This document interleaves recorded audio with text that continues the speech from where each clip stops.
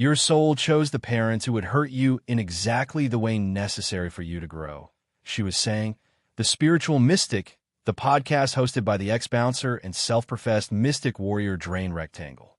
The podcast name, Mystic to Mystic, each episode beginning with a 12-minute word salad, crammed with biblical references and his personal interpretation of what it all meant, delivered with the certainty that he was right about everything. I was interested in trying not to close my mind, but it was hard to take the guest seriously. Her surgically altered appearance, so off-putting, the hair, the nails, the face, the lips, added to the fact it was all conjecture anyway. None of the things she was saying could ever be substantiated. She had no proof of life beyond life. No one did. Maybe we did all have a soul, an essence. Maybe that essence was energy that could change form but never die. Maybe we could all live countless lives. Maybe we could choose our parents with specific learning outcomes in mind. With no proof available, you could believe anything you wanted. You could influence others to believe it too. And I was writing a novel about how dangerous ideas can be in the hands of a charismatic psychopath with no regard for human life. A person backed by systemized thuggery and all-pervading PR.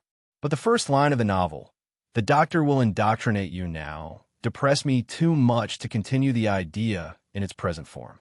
Immediately switching both the attitude and subject, I began writing a new protagonist, a porn guy whose dick became self-aware and started talking to him in self-aggrandizing monologues, demanding recompense for lost earnings and a renegotiated deal for future profits. The porn guy stalling until the dick refused to perform on set, and a scene to filmed in a Berlin bunker in April 1945 had to be abandoned to the great relief of everyone contracted to appear. Taking the name Brian, the dick soon had its own merchandised range and began speaking in public everywhere, flying to 2, sometimes 3 cities a day in an airplane, giving the impression it was young, dynamic, and the voice of the future as it spoke eloquently of love, peace, harmony, and freedom, and people waved their replica cocks at him in their thousands, chanting Brian. Brian, wearing their Brian armbands, their Brian t-shirts soaked in sweat.